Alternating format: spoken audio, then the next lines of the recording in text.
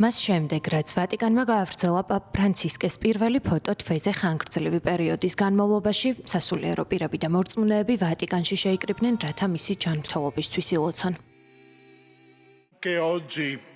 დღესაც ამ მოედნიდან, რომელიც მსოფლიოს ხმაა, ჩვენ უერთდებით საერთო ლოცვას პაპ ფრანცისკეს სწრაფად გამოჯანმრთელებისთვის. სხვებთან ერთად, პაპის საეკლესიო აკადემიის ხელმძღვანელებს, სტუდენტებსა და ყოფილ სტუდენტებს ვსურს წმინდა მამის მზრუნველობა ყველა ჩვენგანზე გავრცელდეს და მისი ლოცვით დაისადგუროს მშვიდობა ხალხთა შორის.